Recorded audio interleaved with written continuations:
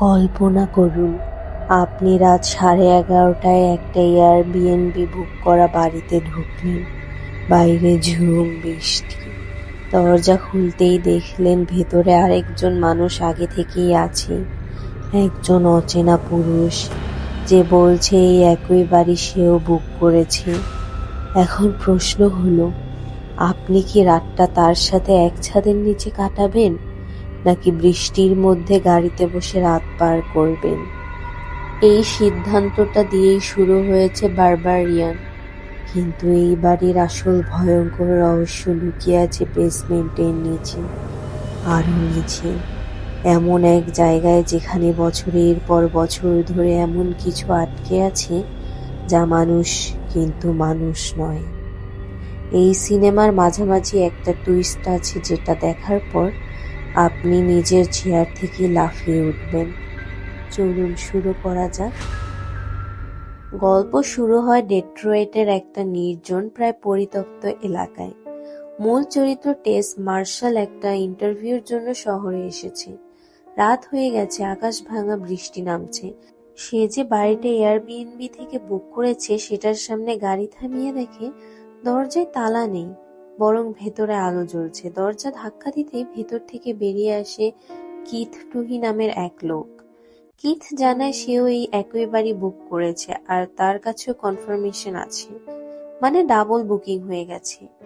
এখানেই সিনেমা প্রথম টেনশন তৈরি করে দর্শকের মনে। টেস কি এই অচেনা লোকটার সাথে এক বাড়িতে থাকবে? কিথ নিজেকে বিশ্বাসযোগ্য, ভদ্র এবং সাহায্যকারী হিসেবে উপস্থাপন করে। ওয়াইন ঢেলে দেয়, সোফায় ঘুমানোর প্রস্তাব দেয়, নিজে থেকে সরে যাওয়ার কথাও বলে। পরিচালক জ্যাক ক্রেগার এখানে খুব সূক্ষ্মভাবে দর্শকের মনে সন্দেহ ঢুকিয়ে দেন। আমরা জানি না কিথ সত্যি ভালো মানুষ নাকি এটা একটা ফাঁদ। রাতে ঘুম থেকে উঠে টেস বাথরুম খুঁজতে গিয়ে একটা অদ্ভুত দরজা আবিষ্কার করে, যেটা একটা লুকোনো সিঁড়ির দিকে নেমে গেছে।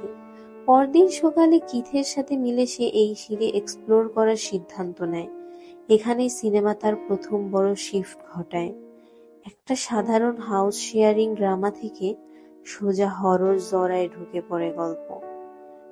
সিঁড়ি বেয়ে নামতে নামতে তারা আবিষ্কার করে এটা লম্বা অন্ধকার টানেল, তারপর আরেকটা রুম, যেখানে আছে একটা পুরনো ক্যামেরা, একটা বিছানা, দেয়ালে অদ্ভুত দাগ আর একটা বাটন, যেটা চাপলে একটা গোপন কক্ষ খুলে যায়। এই কক্ষটা দেখে মনে হয় যেন কাউকে বছরের পর বছর এখানে বন্দি করে রাখা হয়েছিল। কিথের ফ্ল্যাশলাইটের ব্যাটারি শেষ হয়ে যাওয়ায় তারা ফিরে আসে, কিন্তু ততক্ষণে দর্শকের মনে প্রশ্ন গেঁথে গেছে, এই বাড়ির নিচে আসলে কি আছে? হঠাৎ দৃশ্য বদলে যায় লস অ্যাঞ্জেলেসে, আর দর্শকের সামনে আসে একদম নতুন এক চরিত্র, এজে গ্রিলব্রাইট, একজন টিভি অভিনেতা যাকে সবেমাত্র একজন সহ অভিনেত্রীর বিরুদ্ধে যৌন নিপীড়নের অভিযোগে তার শো থেকে বাদ দেওয়া হয়েছে।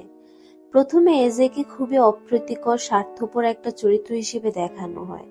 সে নিজের দোষ স্বীকার না করে উল্টো নিজেকে ভিকটিম বানানোর চেষ্টা করে।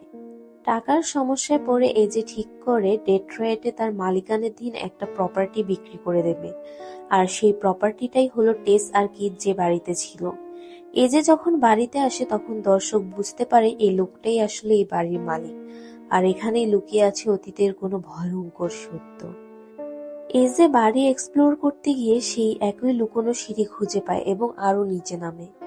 কিন্তু এটা কোনো ধীর স্থির নিরিবিলি অনুসন্ধান নয়। নামার কিছুক্ষণের মধ্যেই সে বুঝতে পারে এই টানেল অসম্ভব লম্বা আর জটিল। আর পালানোর চেষ্টা করতে করতে হঠাৎ তার মুখোমুখি হয়ে যায় টেস, যে ততক্ষণে এই টানেলেই আটকা পড়ে আছে। এখানেই দর্শক প্রথমবার বুঝতে পারে দুটো আলাদা টাইমলাইনের গল্প আসলে এই একই জায়গায় এসে মিলে যাচ্ছে। এই টানেলের গভীরে বাস করে এক বিকৃত বিশাল আকারের নারী সদৃশ প্রাণী, যাকে ফ্যানেরা ডাকে দ্য মাদার। তার শরীর মানুষের মতো হলেও তার গঠন ভয়াবহভাবে বিকৃত, লম্বা, নগ্ন আর অতিমানবীয় শক্তিশালী। কিন্তু এখানেই সিনেমার আসল জিনিয়াস লুকিয়ে। এই প্রাণীটা নিছক একটা মনস্টার নয়, তার আচরণে আছে এক ধরনের বিকৃত মাতৃত্ববোধ। সে টেসকে জোর করে দুধ খাওয়াতে চায়, তাকে সন্তান হিসেবে দেখে আগলে রাখতে চায়। যদিও তার এই ভালোবাসা প্রকাশ পায় ভয়ঙ্কর সহিংসতার মধ্যে দিয়ে। টেস আর কিথ প্রথমবার যখন একসাথে টানেলে নামে, দ্য মাদার আক্রমণ করে কিথকে আর তাকে হত্যা করে। এই মুহূর্তেই সিনেমা প্রথমবারের মতো স্পষ্ট করে দেয় এই বাড়ির নিচে যা আছে তার নিছক কোনো সিরিয়াল কিলারের আস্তানা নয়, বরং কিছু একটা অতি প্রাকৃত এবং প্রজন্ম ধরে চলে আসা ভয়াবহতা। সিনেমা এবার নিয়ে যায় দর্শককে অতীতে, বহু বছর আগের এক অন্ধকার সময়ে। পরিচয় হয় এমন একজনের সাথে যাকে ফ্যানরা ডাকে ফাদার, আসলে যার নাম ফ্র্যাঙ্ক। একজন সিরিয়াল কিডন্যাপার আর রেপিস্ট, যে বছরের পর বছর ধরে অসংখ্য নারীকে এই বাড়ির নিচে বন্দি করে রেখেছিল, নির্যাতন করেছিল আর জোর করে গর্ভবতী করেছিল। এই ফ্ল্যাশব্যাকে আভাস পাওয়া যায় দ্য মাদার আসলে কে। ইঙ্গিত দেওয়া হয় যে সে এই বন্দি নারীদের মধ্যে থেকেই জন্ম নেওয়া এক সন্তান, যে বড় হয়েছে সম্পূর্ণ অন্ধকারে মাটির নিচে, শুধু ফ্র্যাঙ্ককেই সঙ্গী হিসেবে চিনে। তার কোনো ধারণাই নেই স্বাভাবিক মানব সমাজ কেমন, ভালোবাসা কেমন, মানুষ কিভাবে একে অপরের সাথে সম্পর্ক তৈরি করে। তার কাছে ভালোবাসা মানেই বন্দি করে রাখা, দুধ খাওয়ানো আর কাছে আটকে রাখা, কারণ এটাই সে শিখেছে, এটাই তার একমাত্র বাস্তবতা। এখানেই বারবারিয়ানের সবচেয়ে বড় টুইস্ট লুকিয়ে। যাকে আমরা এতক্ষণ ভিলেন ভাবছিলাম, সে আসলে নিজেও একটা সিস্টেমেটিক ভায়োলেন্সের প্রোডাক্ট। এজে যখন টানেলে নেমে হঠাৎ মুখোমুখি হয়ে যায় দ্য মাদারের, তখন সে ভয়ে পালানোর চেষ্টা করে। এই সিনটা এত ভয়ঙ্কর কার্যকর কারণ পরিচালক এখানে দর্শকের প্রত্যাশা পুরো উল্টে দেন। এজে, যাকে আমরা এতক্ষণে একজন খারাপ মানুষ হিসেবে চিনে ফেলেছি, এখন হয়ে ওঠে অসহায় ভিকটিম। দ্য মাদার তাকে তার হারানো সন্তান ভেবে ভুল করে ধরে নিতে চায়, জোর করে তাকে দুধ খাওয়ানোর চেষ্টা করে। একটা দৃশ্য যা একই সাথে গা গুলিয়ে ওঠার মতো ভয়ঙ্কর আবার অদ্ভুতভাবে করুণ। পালাতে গিয়ে এজে ভেঙে ফেলে দ্য মাদারের একটা হাত। ব্যথায় আর রাগে প্রাণীটা মুহূর্তে হিংস্র হয়ে ওঠে। আর তখনই বোঝা যায় এই সত্তার মধ্যে মানবিক অনুভূতি আর পাশবিক সহিংসতা একসাথে বাস করে। এজে খুঁজে পায় আন্দ্রে নামের একজন লোককে, যে বহু বছর ধরে এই টানেলে বন্দী হয়ে আছে। বাঁচার তাগিদে সে দ্য মাদারকে খাবার জোগাড় করে দেওয়ার বিনিময়ে টিকে থাকার একটা রফা করেছে। আন্দ্রে তাদের সতর্ক করে দেয় যে পালানোর কোনো সহজ রাস্তা নেই, কারণ পুরো টানেলের নেটওয়ার্ক দ্য মাদারের নিয়ন্ত্রণে। এই চরিত্রটা দেখায় বছরের পর বছর এই আতঙ্কের মধ্যে টিকে থাকতে গিয়ে মানুষ কিভাবে নিজের নীতি নৈতিকতা বিসর্জন দিতে বাধ্য হয়। সিনেমার শেষ ভাগে টেস আর এজে একসাথে পালানোর জন্য মরিয়া চেষ্টা করে দ্য মাদারের হাত থেকে, কিন্তু বিপদের এই চূড়ান্ত মুহূর্তে এজে দেখিয়ে দেয় তার আসল স্বার্থপর রূপ। নিজেকে বাঁচাতে গিয়ে সে বারবার টেসকেই বিপদে ফেলে দেয়। শেষ পর্যন্ত টেস প্রায় একাই লড়াই চালিয়ে যায়। আর সিনেমা দেখায় কিভাবে একজন সাধারণ মানুষ চরম আতঙ্কের মুখেও টিকে থাকার মানসিক শক্তি খুঁজে পায়। চূড়ান্ত সংঘর্ষে দ্য মাদার নিহত হয় আর এজেও নিজের কৃতকর্মের মূল্য চোকায়।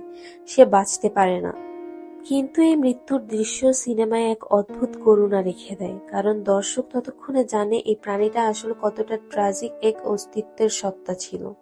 এটা নিছক মনস্টার মারা পড়লো টাইপ কোনো ক্লাইম্যাক্স নয়, বরং এটা একটা চক্রের সমাপ্তি, যে চক্র শুরু হয়েছিল দশকের পর দশক আগে এক নিষ্ঠুর মানুষের হাতে। সিনেমার শেষে টেস কোনো মতে একাই বেঁচে বের হয়ে আসে, কিন্তু এই অভিজ্ঞতা তাকে চিরতরে বদলে দেয়। বারবারিয়ান শেষ পর্যন্ত যা বলতে চায় তা হলো সহিংসতা আর ক্ষমতার অপব্যবহার কখনো একা থেমে থাকে না, তা প্রজন্মের পর প্রজন্ম ধরে নতুন রূপে ফিরে আসে। আপনার কাছে দ্য মাদার চরিত্রটাকে মনস্টার মনে হয়েছে নাকি ভিকটিম? কমেন্ট করে জানান।